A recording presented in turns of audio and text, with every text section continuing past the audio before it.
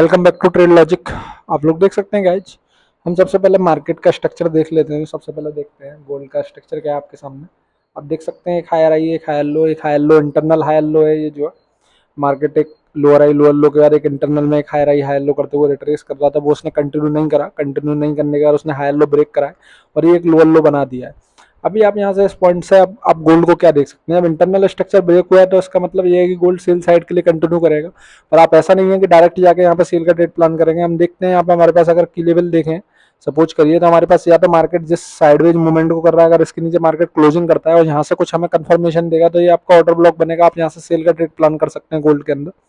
दूसरा पॉसिबिलिटी आपके पास है, मार्केट अगर इसके नीचे नहीं जाता, क्लोजिंग नहीं करता, सिर्फ लिक्विडिटी स्विप करता है, ऊपर हमारे पास एक एफबीजी पड़ा है, वो ऑर्डर ब्लॉक भी है। मार्केट अगर उस लेवल तक रिट्रेस करता है और वहां से कुछ हमें कंफर्मेशन देता है, इस तरीके से अगर मार्केट जाता है इंटरनल और वहां से कुछ स्ट्रक्चर ब्रेक करने के बाद हमें कंफर्मेशन देता है, तो हम यहाँ से सेल का ट्रेड प्लान करेंगे।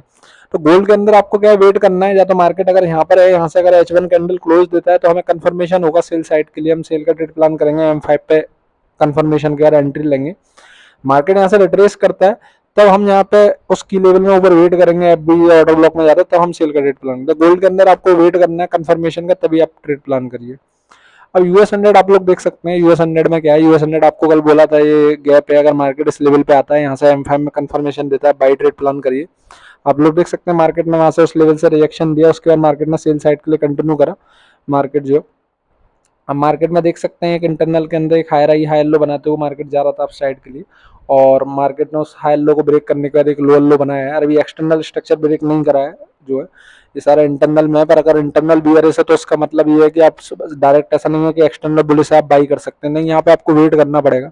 अब यहाँ पे आप क्या ट्रेड कर सकते हैं, आपके सामने ऑलरेडी लोअर लो है प्राइस जो, तो ऐसा तो नहीं है आप डायरेक्ट जाके यहाँ पे सेल करेंगे, आपको यहाँ वेट करना पड़ेगा। अगर हम देखें तो हमारे पास एक की लेवल है, एफबीजी है यहाँ पर जो, अगर मार्केट इस लेवल को टैप करता है और यहाँ से अगर M5 पर रिजेक्शन आता है, कंफर्मेशन आता है, स्ट्रक्चर ब्रेक होता है M5 पे, क्योंकि M5 जब यहाँ पर रिट्रेस करेगा तो एक हायर लो करते हुए जाएगा, वहां से अगर कंफर्मेशन आता है तभी आप सेल का ट्रेड प्लान करेंगे। ऐसा नहीं है कि डायरेक्ट एफबीजी में गया आपने सेल का ट्रेड प्लान कर लिया, क्योंकि मार्केट ऑलरेडी एक लोअर लो बना चुका है। क्योंकि यहाँ से मार्केट एक रिट्रेस भी कर सकता है, रिट्रेस करेगा तो वो आपको M5 में शो करेगा स्ट्रक्चर हायर लो, तो आपको वहाँ वेट करना है कंफर्मेशन के लिए।